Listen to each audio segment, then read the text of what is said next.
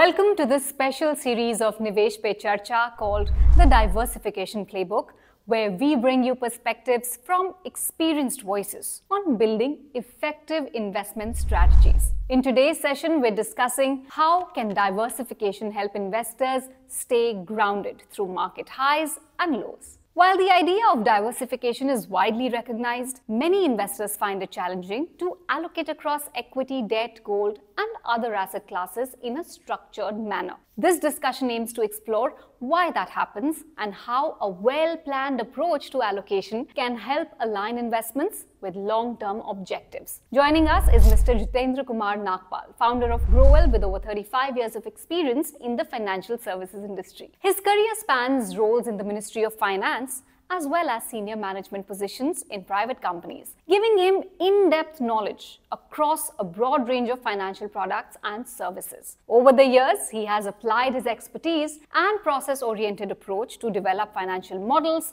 designed to meet individual requirements. Today, he'll share his insights on the practical aspects of diversification, the factors to consider when combining multiple asset classes, and how investors can approach portfolio construction through different market conditions.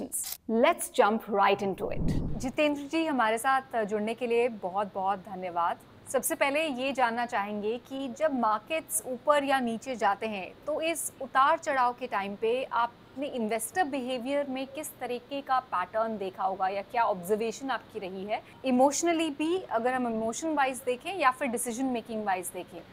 बताइए अपने observations के बारे में थोड़ा हमें। Generally हम लोगों को बहुत ज़्यादा चैलेंज नहीं आता है, क्योंकि मुझे 1986 से मतलब काफ़ी टाइम हो गया इसी ट्रेड में, और लोग भी लगभग काफ़ी टाइम से जुड़े हैं हम लोगों के साथ, तो जनरली चैलेंज नहीं आता। लेकिन फिर भी अगर हम देखें तो इमोशनली कुछ लोगों को फ़र्क पड़ता है कि पहले पोर्टफोलियो ग्रीन था, या कुछ लोग बोलते हैं ये तो हैंगिंग कैरेट है, कभी पकड़े कैच ही नहीं कर पाते हैं, लाइक दैट कई बार क्वेश्चंस आते हैं। लेकिन जो लोगों को 5 साल 7 साल निकल जाते हैं इन्वेस्ट करते करते, तो जनरली इस टाइप के क्वेश्चंस आने बंद हो जाते हैं। और maximum of our clients they have a relations with us since 1986, 1990, 1995, so long period, and generations are dealing with अस।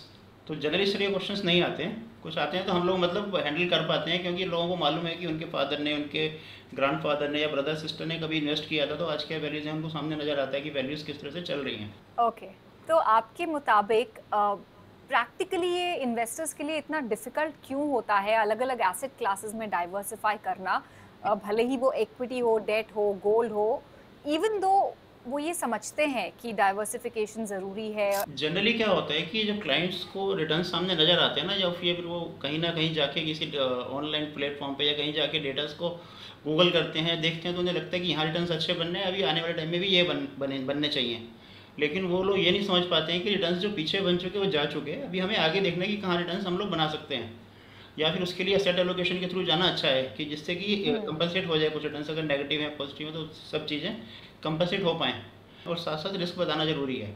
जो लोग सीजनड है या पहले से बता के चलते हैं कि आपको पोर्टफोलियो लेवल पर रिटर्न्स देखने और एसेट एलोकेशन जरूर करके चलना है, तो अगर हम लोग शुरू से बता के चलें तो जनरली ऐसे चैलेंजेस नहीं आते हैं। तो आपके एक्सपीरियंस के मुताबिक जब कोई इन्वेस्टर अपना पूरा पोर्टफोलियो किसी एक ही एसेट क्लास पे फोकस करता है तो उसमें क्या चैलेंजेस या उसके क्या नेगेटिव कॉन्सिक्वेंसेस हो सकते हैं, आप थोड़ा हमें बता सकेंगे?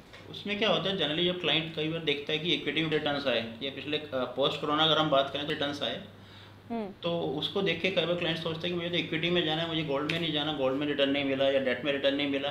कई बार डेट में भी नेगेटिव आ गया नॉमिनल, अगर क्लाइंट ने ढंग से उसको अलाइन करके नहीं देखा है तो।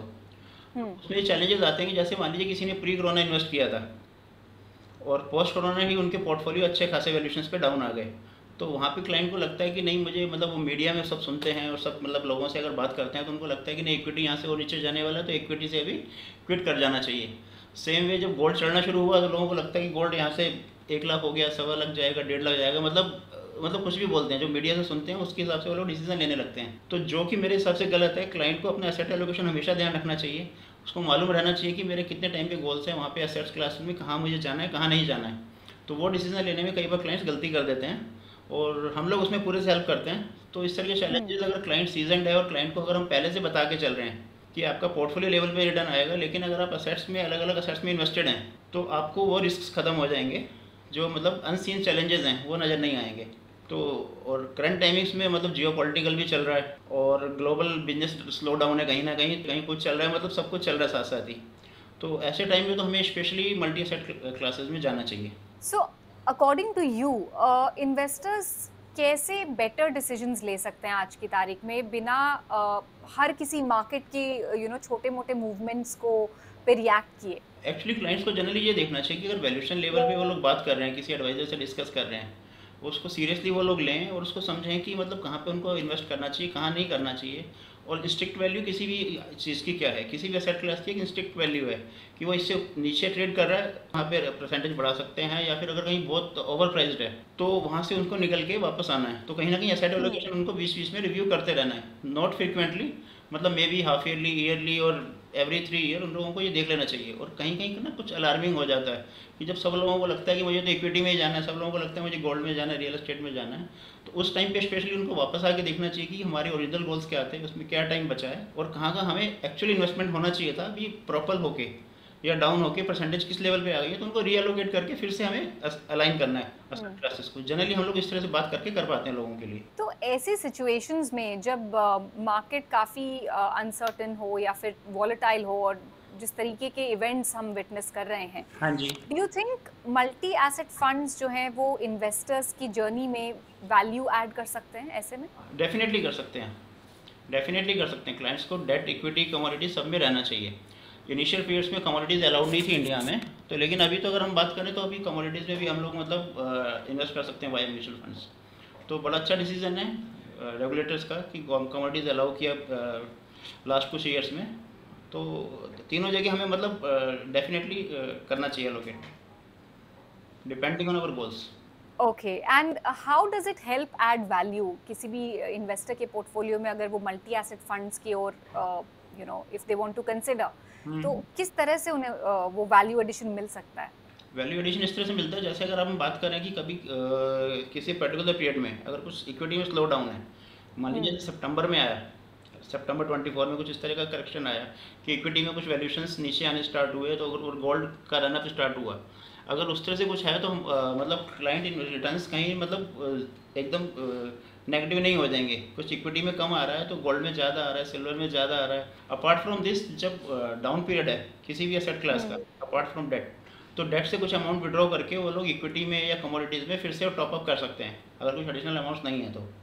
नो डाउट कि डिसीजन क्लाइंट को लेना है और अपने फाइनेंशियल गोल्स को देखते हुए इन तीनों चीज़ों में मतलब असेट्स में लगा के रखना चाहिए। ग्रेट जितेंद्र जी, हमारे साथ बात करने के लिए बहुत बहुत धन्यवाद, एंड आपके इनसाइट्स और आपकी लर्निंग्स भी हमारे साथ और हमारे व्यूअर्स के साथ शेयर करने के लिए thanks a lot. Okay, thank you.